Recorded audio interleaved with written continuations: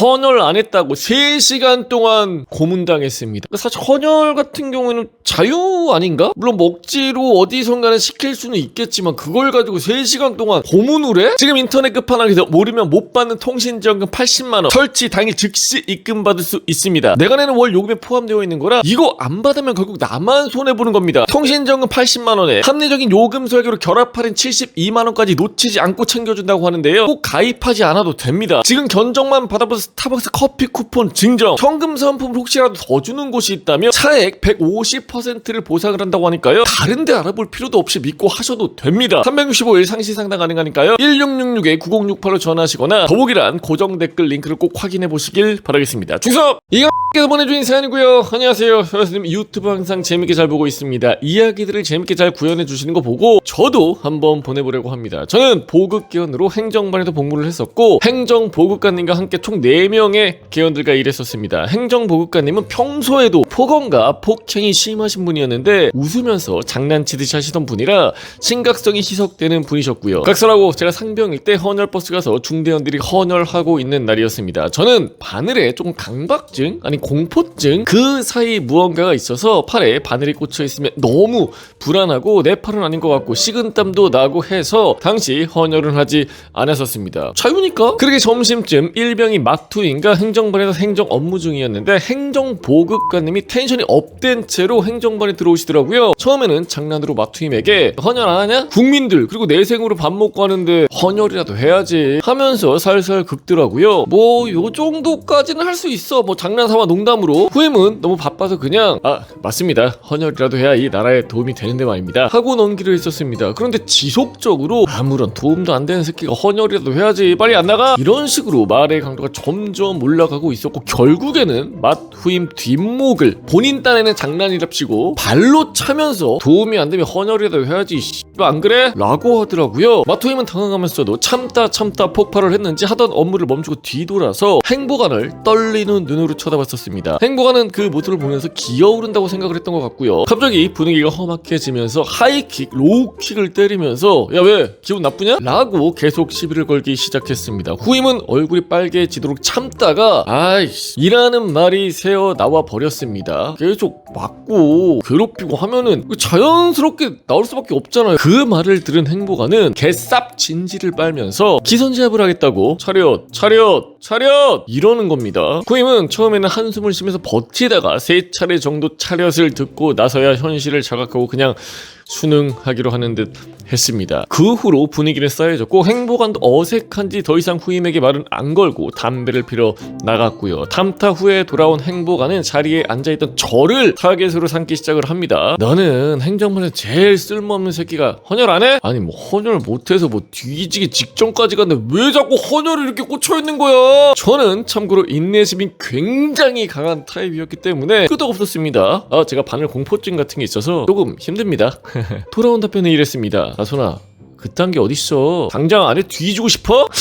아니 뭐 행보관이 있다는 새끼가 있나. 조금 당황스러웠지만 저는 태연하게 행보관님 죄송합니다. 아무래도 조금 힘듭니다 라고 대답했습니다. 완곡한 거절이지 이 정도면. 그런데 행보관은 방금 전에 후임과도 일도 있고 갑자기 행정반 개원들이 본인 말을 안 듣는다고 생각을 했는지 엄청 열받아 하기 시작했습니다. 그 순간 제 뒷목으로 둔탁하게 무언가 꽂히더군요. 평소에도 행보관한테 많이 발차기를 맞아봤던 저는 대수롭지 않게 버티고 넘겼습니다. 그런데 제가 아무런 대답도 없고 그냥 아무 일 없는 듯이 할 일 하고 있으니까 더 열받은 것 같았습니다. 참고로 저는 아무런 의도 없이 진짜 바빴고요. 그러니까 뒤에서 뭐 이러는데 뭐 한두 번 아니니까 그냥 뭐 자기 일만 이렇게 하고 있었던 거야. 행보관은 갑자기 제 뒷목을 손으로 꽉 잡으시더니 있는 힘껏 조르기 시작했습니다. 진짜 당장이라도 비명이 쏟아져 나올 듯이 아팠는데 뭐라고 했죠?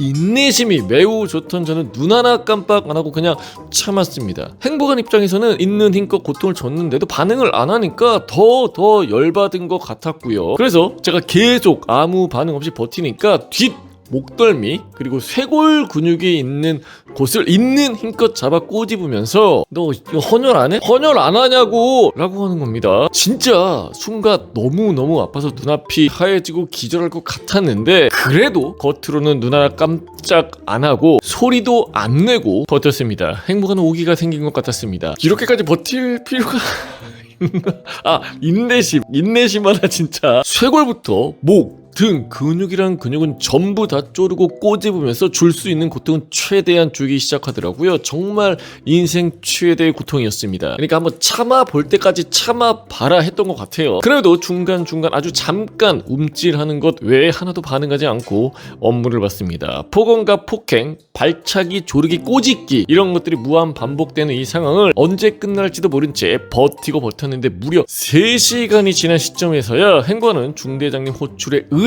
행정반을 나가면서 끝이 나버립니다. 그 시간 동안 정말 소리 하나도 내지 않고 최대한 버텼습니다. 행무관이 나간 뒤에 후임과 동기들이 말해주기를 마치 독립투사 같았답니다. 진짜 미친놈처럼 고통 주는 것도 미쳤지만 미친놈처럼 버티던 게 너무 충격이었다고 하더라고요. 그렇게 그냥 또 하루가 드디어 끝나는구나 하고 개인 정비 시간이 왔습니다. 너무 지쳐있던 저는 빨리 샤워하고 음악 중심을 보려고 동기들과 샤워실로 직행했습니다. 탈의하고 나트로 들어가려던 순간 뒤에서 동기들 포함 선우임들의 웅성거리는 소리가 나기 시작했습니다. 그 중에 가장 친했던 동기가 와서 놀라면서 묻더라고요. 저순아, 괜찮아? 뭐가? 동기의 입에서 돌아온 대답은 저를 꽤나 충격에 빠뜨렸습니다. 너 목이랑 등 전체에 피멍 들었어. 몰랐어? 샤워실로 들어가 거울 너머로 본 제 목과 등은 진짜로 고문 받다가 풀려나온 사람처럼 피멍 범벅이었습니다. 이 정도로 폭행을 당했다는 사실에 엄청난 충격에 빠졌고요. 더욱 충격적이었던 것은 피멍이 사람 손 모양으로 나 있던 거였습니다. 참고로 그 당시에는 간부를 찌르거나 하기도 굉장히 힘든 환경이었고 무엇보다 파견지였기 때문에 중대장 선에서 전부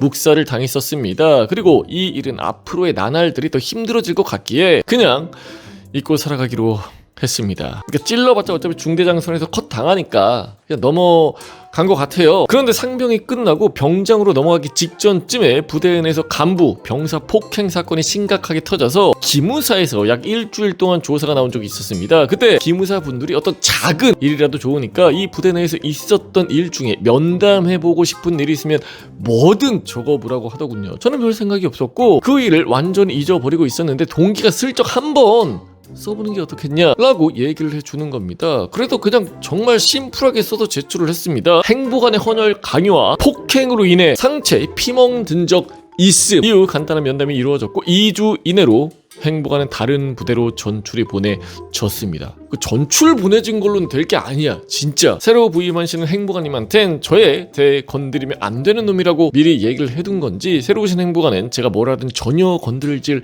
않았습니다. 뭐 업무 외엔 사실 뭐 건들 게 뭐가 있겠어. 전 행보관이 그냥 또라이지. 그렇게 전역할 때까지 일을 하든 말든 터치 하나도 안 받으면서 저는 행복하게 전역을 했고요. 약 10년 전의 이야기이고 지금은 박사까지 돼서 굉장히 잘 지내고 있습니다. 그 큰 고통을 참고 그 인내심으로 박사까지 온 겁니다. 정말 우리 제보자분 고생 많으셨고요. 뭐 박사라면 여러 가지 연구 같은 걸 하실 텐데 우리 나라를 위해 정말 파이팅 넘치는 연구 많이 해주시면 좋겠습니다. 인내심 하나만큼은 우리 제보자분 최고입니다. 수고하셨습니다.